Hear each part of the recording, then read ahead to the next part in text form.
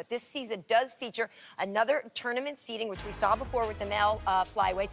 Now, the seeds are already decided when you guys take your pick. So let's take a look at the bracket so far. Roxanne picks up the win tonight as 16 fighters are now down to 15. It does, of course, take 3 consecutive wins to make it to December 1st finale. So, Justin, your second pick was the number 10 seed. And like we said, you didn't know where they were seated. So what was it about her that made you pick her next? That's Rachel. Yeah. Yeah, so we did we got to split up the two 8-woman groups, and we got to evaluate each of them. And the main thing I focused on, me and my coach Trevor Whitman, was, a little interview, seeing where they were mentally and, how happy they were to be here, how willing they were to be coached. But is there, like trigger words, certain things you wanted to hear? Yeah, I want to hear, I need to grow, I want to grow. Not I'm the best in the world, not, I want you to exude confidence, but not overconfidence, not false confidence. So I want you to be there to work.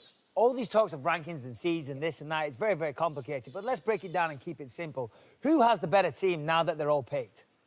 Me. All day. I got 8 girls that are ready to work. It's crazy. When I picked my team, my main goal wasn't to win this thing. I wanted 8 girls that wanted to get better every. You had no intention of winning this thing.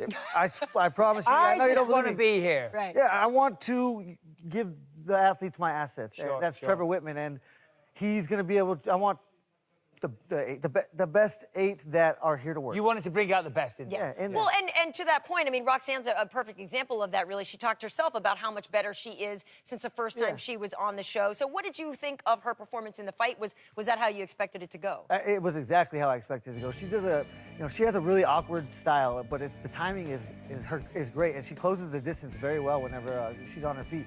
As soon as she gets on top, her hip pressure is second to none, and we saw that this fight. She dominated when she got. Yeah, of course, on the ground, she's probably the best on the whole show. Did you have any concerns, though, with the striking of Shauna? Because she certainly had an advantage there. Yeah, no, as long as Roxanne didn't give her space, she was fine. She ate one right hand, but other than that, I thought she did fine in the stand-up. Roxanne, it looks weird and awkward on TV, but when she's in front of you, it's hard to time. It's hard to time her throwing those punches, and so it works for her, and I'm glad she has the confidence now.